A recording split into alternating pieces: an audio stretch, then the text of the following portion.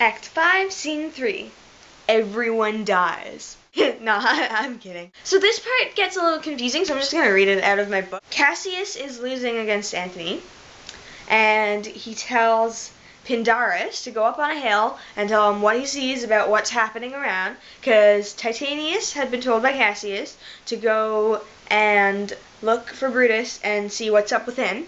So then Pindarus goes up and looks around, and then he sees Titanius being surrounded by soldiers on horses. And then Pindarus tells Cassius that, and Cassius panics because he thinks that it's Antony's men, and he freaks out, and then he tells Pindarus to kill him. Because he's a coward, in my opinion, but he's a coward, so he wouldn't do it himself. He got Pindarus to do it for him. And there's a bit of a backstory with Pindarus, because Pindarus was captured by Cassius in what is present-day Iran, and as a token of gratitude for letting him live, Pindarus is indicted to a lifetime of servitude for Cassius, which doesn't really weigh out in my head, but whatever. And, yep, then Pindarus got free, which is probably part of the reason why Pindarus didn't really hesitate and ask questions. Like, Cassius was just like, oh my gosh, kill me now, quick! And then Pindarus did. Then Pindarus runs away, and Messala comes over, along with Titanius, and then they're all like, oh my gosh, Cassius is dead! Ah! And then, Titanius kills himself, and Brutus comes along, and Brutus is like, what? Cassius is dead! Ah! And that's the end of the scene.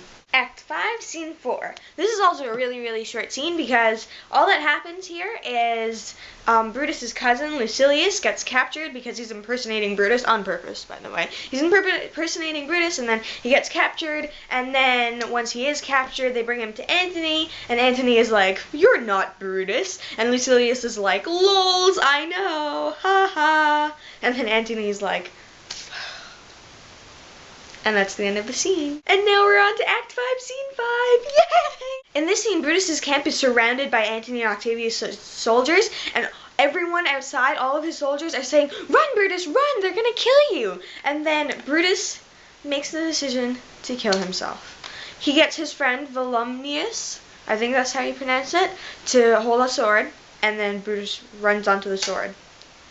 And he dies. I just realized that it was Strato, not Volumnius, who holds the sword, and I can't film that over because I already tore the Brutus post-it note, so I can't untear it. And then Octavius and Antony come in, and they find Brutus dead, and they say that this was the noblest Roman of them all.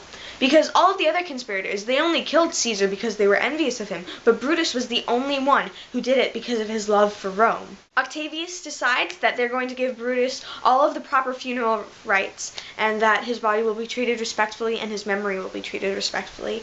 And that is the end of the play. Aren't you glad it's over? All jokes aside, though, I actually love this play. I know a lot of people who don't like it because they feel that Shakespeare has written better plays, but I mean, I love Shakespeare and I love the Romans, so you know that this was a good fit for me. Friends, Romans, countrymen, thank you for lending me your ears.